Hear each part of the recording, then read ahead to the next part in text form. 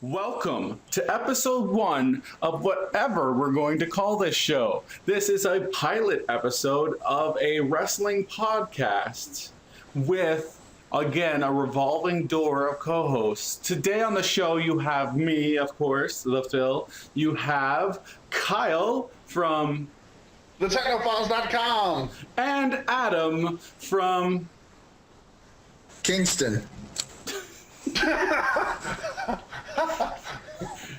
Come on, Adam. Where are you from? What website? What promotion? Kingston. If I was going to say I'm affiliated with anyone, it would be a local wrestling affiliate, Ontario Championship Wrestling, OCW, so ocwrestling.ca. That's ocwrestling.ca. Now, on this show, we are going to talk about mainstream wrestling mostly. And we're going to go through Raw, TNA, Impact Wrestling, and SmackDown. We'll just give our thoughts and even talk about the latest hubbub in the wrestling world. Maybe talk about stuff leading up to WrestleMania, some rumors, who knows, whatever's on our mind. That's just what our show is going to be about. Sound good, guys? Love it. So let's get right into it. Raw. Like, I have a Raw breakdown in front of me. We got into the show and it opened with... That'd be Shawn Michaels. And Triple H. Trips, yeah. So that whole segment where Shawn Michaels confronted Triple H about the whole issue of who's better. I'm not really sure what they were trying to pull off with that, with the back and forth banter. I mean, they usually do pretty good on the stick when they're going back and forth, but this one just kind of seemed long form, like they didn't really have a plan. They just kind of went out there and winged it just to kind of get to the end result. It didn't seem like it had a purpose. It's like, I told you, you could do this, but you don't want to believe me, but this guy said this, and now you're doing it. So what are you trying to do? What are you proving? I think for me, the issue is that obviously they had to get to that end result because the idea is that they're setting up Shawn Michaels as the special guest referee for Triple H and Undertaker Hell in a Cell. And they need to have a reason for fans to believe that Shawn Michaels will call it right down the middle. And so they have to give him heat with Triple H over something. And I guess this was the catalyst for that, the reason for it, which is, who's really better? Oh, you think you're better than me? Which kind of seems a little ridiculous given their past history and everything of that nature. But I mean, it's a good temporary fix. It's a good Band-Aid to get them there. But you're right. If the point was getting to that point of, I don't like you very much right now, so maybe I will call this match right down the middle.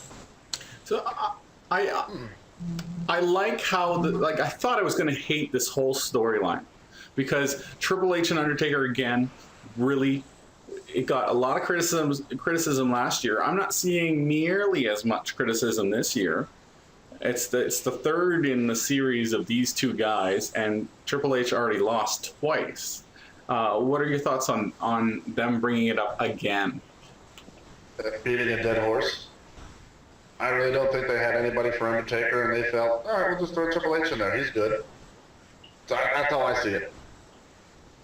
I think that the idea that there not being anybody for Taker is a little ridiculous, to be honest with you. I mean, I think I could think of several guys off the top of my head I would love to see Taker, would have loved to have seen Taker clash with for the last couple of years, for that matter. I don't know the reasoning behind it other than maybe the fact that Triple H was like, well, I've only got a couple good matches left for Taker, and I'd like them to be against me, maybe. I don't know what the issue is. But the fact of the matter is that a lot of people were critical of having this match booked last year, but it was an incredible match. It was very entertaining. It was dramatic. It was captivating. I mean, it's really can't be denied. It was definitely one of the best matches of last year. So, going to bat again with it, really, it's kind of a no-brainer, especially when you think about how much this year's WrestleMania is relying on nostalgia. To have two nostalgic acts from the Attitude Era go head-to-head in a match that was invented in that era to kind of put a cap on it. And again, if it works once, well, then twice must be even better. And then you throw Shawn Michaels in the mix, another nostalgia act, so that's the way I look at it. Well, who would you like to see in Taker fight? The last couple of years, for me, there's been a couple guys. I would really love to see him go against Wade Barrett. I think that those two would have a really fantastic match. Not only that, but it makes a lot of sense if you look storyline-wise. They had the whole thing where, the Nexus helped Kane bury The Undertaker the last time, and that was never explained. I would have paid top dollar to see Taker take on Sheamus. I think that would have been a fantastic match. And, of course, there's the big money match for me personally, which they've never pulled the trigger on, and they talked about it for a while, but they never did, which is Taker and Cena. I mean, Cena's their big top, babyface player. You put him against the Streak at Mania. I think that would have been a little more intriguing. I think it might have been a little bit more intriguing a few years ago when Cena was kind of there was no question about, that he was the unstoppable force at WrestleMania as well. Since then, he's really allowed himself to, to take some hits and whatnot. He's proven that he doesn't have to be at the top of that card. So I think that match might be a little bit less appealing these days. But if I had to put him against anybody, I think my top pick would have been Sheamus. I think I would have loved to see those two go at it. I'm surprised you didn't go with CM Punk. Punk is definitely another choice that would have been pretty awesome. It's just that if it's just based on a personal thing, not who I think would put out the best match between the two of them. It's funny, Phil, I don't know if you met Jeff, my brother Jeff the ref, but he had an interesting idea, and he said that he would have liked to have seen Daniel Bryan take on The Undertaker. And the reason he said that, or the story that he came up with for that, would have been the idea of Daniel Bryan blowing his Money in the Bank shot, and then from there saying, well, if I can't be in the World Championship match at Mania, the next thing I need to do is go after the Taker, because that's the next big match after the world title. That'd be a good idea. And I've been really interested to see how those two matched up in terms of the difference in style, obviously. It looks like they really wanted to do something it looks like Triple H really wanted to have another match with Undertaker, put it all on the table there. And they thought to themselves, well, another match wouldn't be enough. So they not only did the Hell in a Cell thing, which really isn't needed, to be honest, really didn't need to happen. But they could have just left it with Shawn Michaels as the special referee, and that would have been enough to entice people, honestly. The Hell in a Cell just seems like it's an add-on that most people really, usually not overlooking, but a lot of people are overlooking. Well, the best part about that with the Hell in a Cell is that this year's in an open stadium. So wow, I'm getting dizzy with that. Oh. What are you doing, man? So like I said, it's an open stadium. So where are they going to bring the cell from? Are they going to dangle it down? How are they going to do it? That's my big question, is you have this big structure that needs to be built, but it needs to be built at the beginning so it just comes down and the flow of the show goes. It's going to kill the show unless it starts the show and then they can get rid of it, or it ends the show. If it's in the middle, it's going to be a killer. Supposedly, this structure is going to be assembled part by part from rumors, whatever that means. You never know, but there's two things that are being talked about, and one is the assembling of a special redesigned Hell in a Cell for this, and two, building an actual huge structure above the ring that can hold that weight to bring down the Hell in a Cell. But that would be an insane structure to be able to do that. WWE need to do it. Well, I mean, in the past when we've seen the Fed go to the open stadiums for Mania, they've oftentimes had a lot of multiple pillars and different just set pieces that were either there for show or there to accommodate things such as lighting and whatnot. I think that it wouldn't be that difficult for their team to come up with something. That or the ridiculous one that I heard that I really liked was a helicopter. Yeah, just bring a helicopter and just fly that sucker down there and just drop it. That's really the most logical way to go. Hope nothing goes wrong. Okay, first of all, that cell has so much little clearance to the rail that you'd have so many problems with that idea. It would be an amazing idea for like promotion and like, oh, that would get in the news the next day, no problem. But you'd have too many issues with clearance of people. They would never do that, unfortunately. Well, I did state that the idea was ridiculous. He did say that. Well, it's not that really ridiculous. When it comes to a person, they can do it. Sting. Oh, I hate that stupid rappel from the rope. That was so dumb. Let's not go into the territory of the other person. So, Ooh, sorry, touching the nerve. we're actually gonna let's change this up. We're actually gonna change this whole thing up and say, what's another topic in the WWE world that you want to address? Like that's happened over the past week. Let's say, I'm tired of the GMs. I'm tired of the dueling GMs. That's a bit of a redundant thing. It's like either pick one or do whatever. Because you've had Teddy Long, the general manager of SmackDown, for years, and nothing's been a problem. And now they had the revolving doors of the Raw GMs. Just like William Regal's was he the matchmaker of NXT? You watch NXT, I don't.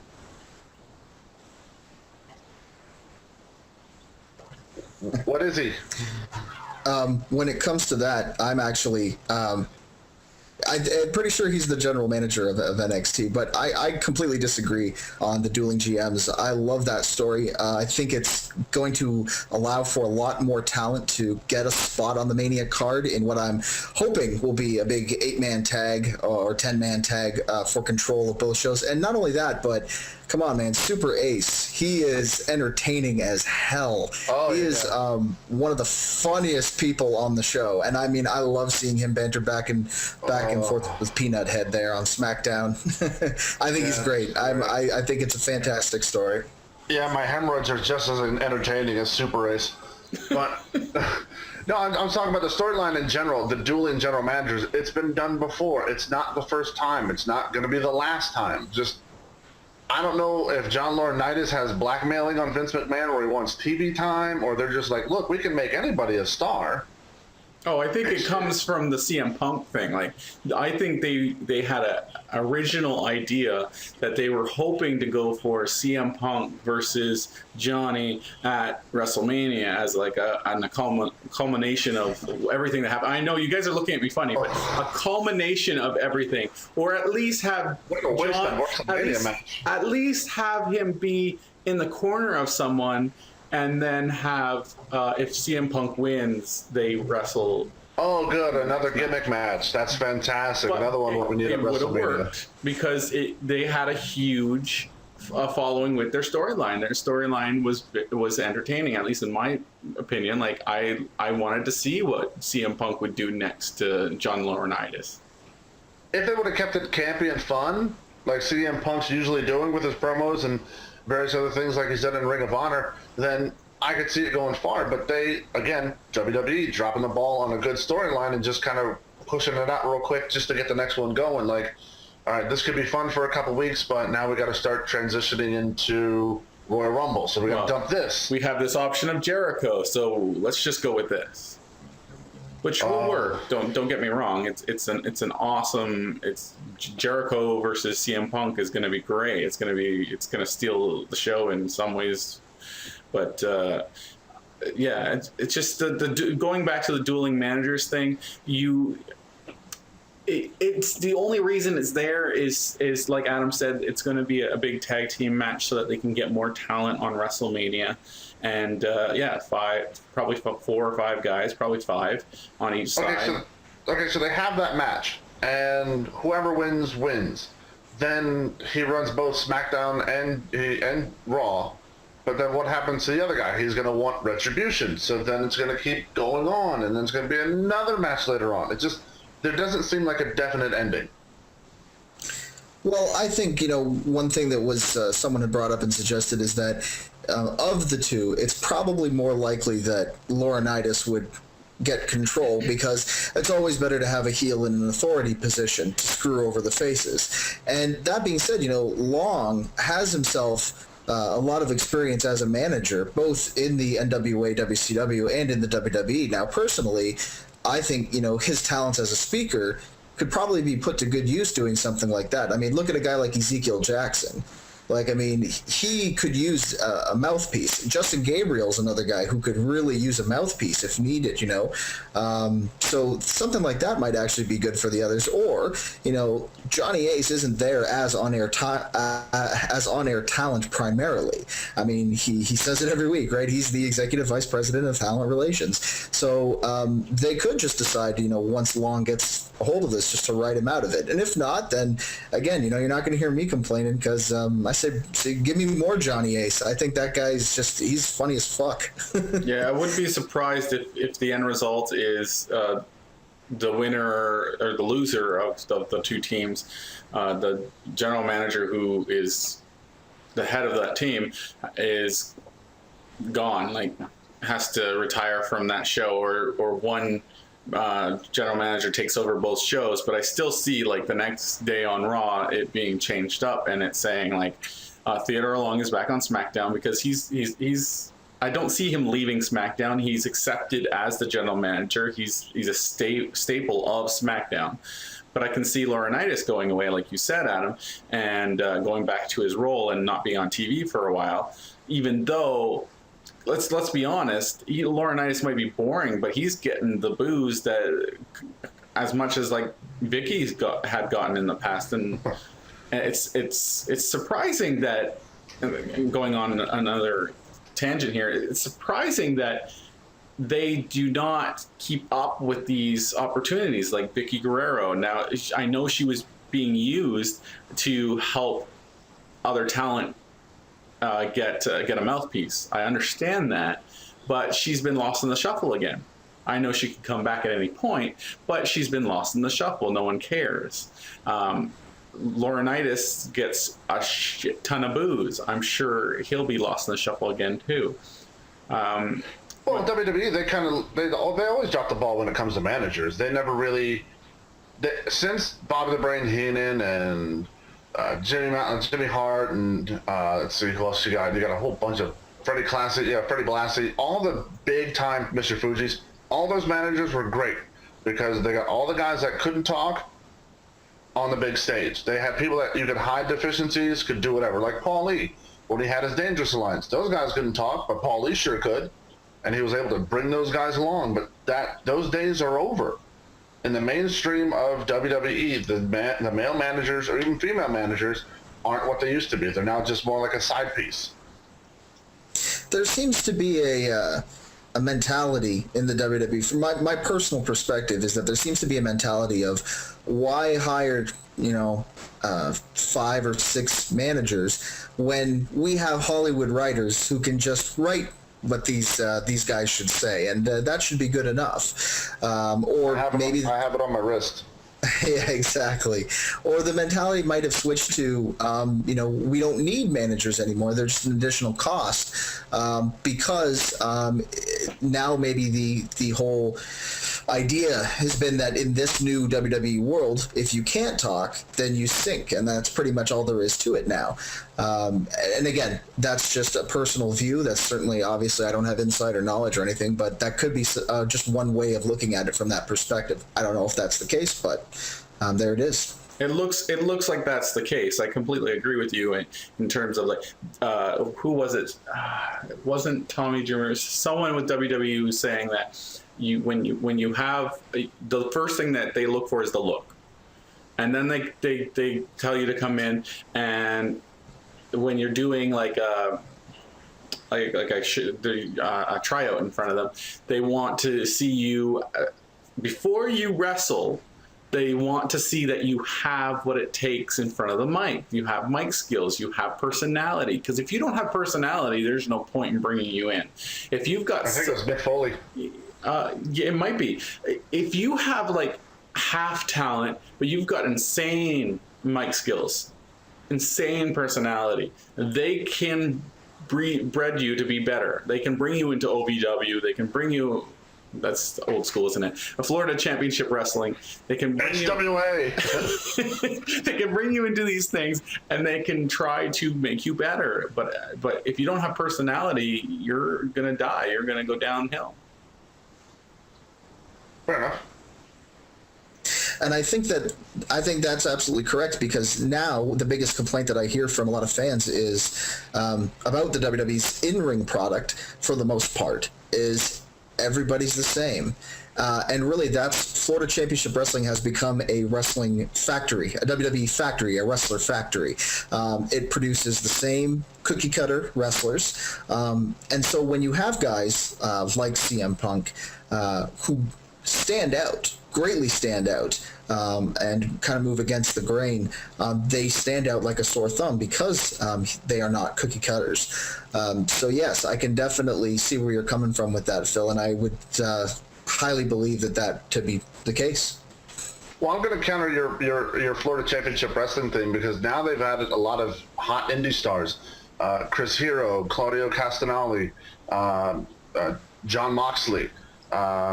Who's the other guy that picked up from Ring of Honor? But they have now 4 guys who don't fit that old cookie cutter mold of they have to be a bodybuilder. They got to be 6'5", and they got to talk like, I know what I fight good. You know, they don't have those guys. Now they have guys that can talk on the mic. They got guys that can run in the ring.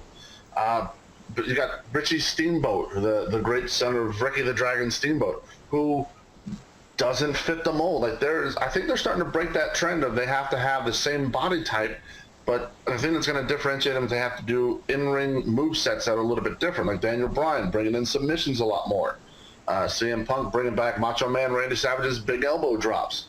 Things like that to get you away from John Cena's 5 moves of doom and The Rock's 3.5 moves of sports entertainment. You have guys that can actually move in the ring, can perform. That's what they want to move towards. So I certainly hope that you're right on that. I mean, because we have seen instances where they have brought in guys who can wrestle and who don't fit the natural mold, but have fallen flat on their faces. 2 examples that immediately, actually, let me go ahead with that. 3 examples that immediately come to mind are Colt Cabana, oh no, Kazani, and Low Key. Now wait a minute, because the point that you were making is that they now have guys who don't fit that mold, and bringing in guys that don't fit that mold. And you're absolutely right about that. But will they end up utilizing or sinking or swimming in that environment where they still want those cookie cutter wrestlers is another big question. Guys like CM Punk and Daniel Bryan have managed to succeed because they, again, stand out from the pack, not just in their styles, but from what I've read is that they're also ones that are willing to stand up and say, this sucks. I'm going to do it this way because this is how it needs to be done. And they're the ones who are going to Vince and saying, this is how we need to do things. They are standing up and making a name and making some noise for themselves. I mean, CM Punk has almost been fired on 4 separate occasions from the WWE, and somehow or another, he's been able to come back, even regardless of the fact that he has had in the past nuclear heat with The Office, and it's because he's been willing to stand up and say this is a dumb idea or this has got to be done in this different way. So it's certainly, I mean, they can have the best wrestlers in the world, and in many times they have. But if they want them to be cookie cutter, that's how they're coming out of the factory. Okay, now I'm going to yell at you about the Colt Cabana thing. You can't blame Colt Cabana for Scotty Goldman. That's what he was given. He tried to run with it. He really did. It just didn't work. Kazarni. Okay, fuck Kazarni. It was awful. It was just the dumbest thing ever. Low Key left on his own because he didn't like what was given to him. Kazarian. So that's it. Yeah, Kazarian. Oh, he didn't want to cut his hair. Big fucking deal. I think it was more than that. Come on. I think it was obviously more than that. They didn't know what to do with him. They were lost. He wasn't being used at all. Creative wasn't coming up with anything for him. And when like I think he just had enough and he just needed something to say, okay, I've had enough. And the hair thing was just that one little thing to bring it over the top to tell him to go, screw this. I think WWE doesn't know how to handle the smaller guys. Like Rey Mysterio is one of those rare occurrences where they figured something out for him to do. Like Rey Mysterio is completely different because he has a mask. Really? Yes. WCW. Anyway. Didn't have a mask then. But he has a mask and he can talk. He's okay. He's flamboyant. If you have all these Japanese wrestlers, you have all these cruiserweights from WCW's past, who could talk? Well, Whovi? Jericho, like Whovi was Jericho was a cruiserweight. Jericho was a cruiserweight. Okay, but I mean like the masked ones. Well, none of them, because they're all Mexican. You had Juventud Guerrero, Psychosis, La Parca, who I don't know how he was a cruiserweight. So been on the plus side, he was like the Phil side. Are you doubting the juice? Yes, I'm doubting the naked juice. I love Whovi, don't get me wrong. But when it comes to Whovi, if he wouldn't have been so messed up on his demons, I think he would have done a lot better. Alex Wright, look at that guy. What about that guy was great. He was German and fantastic. But still, it all comes down, you have the talent, they just don't know how to use it properly. That's their problem. Like CM Punk, they just kind of, he started with ECW. Paul Heyman knew what to do with him. Paul Heyman built him. Paul Heyman put him on the stage and go, this is how you use him. There you go, run with it. That didn't happen with Colt Cabana. But you can see Colt Cabana out on the independent scene. He's doing big. His podcasts are big. He is a big name. In terms, he's like Zack Ryder big on the internet popularity scale. I think he's a little bit more. But on the YouTube scale, he's like right there. But WWE doesn't know what to do with him. So they had to get rid of him. Well, let's be honest here. Let's look at the trend here. When a guy comes in from having a huge following in the indies or a huge following in, let's even say TNA, they are so stubborn about creating their own product that they want to re-establish a character for this person, and that's where it goes wrong. Because just like CM Punk, CM Punk is a little different story because he kind of came in as his character, but just like some other wrestlers, when they finally get to be themselves in that projected level, or when they shed that stupid storyline that they were given at the time, that completely different from the indies, when they embrace well, that works, but we'll talk about that another time. When they embrace what made them popular, that's when they get popular again. I've been telling it's time. For me, I gotta go. You have to leave? Yeah, I gotta go. I told you by 4:50 I gotta get out of here. That's all right. Well, we're gonna wrap it up then.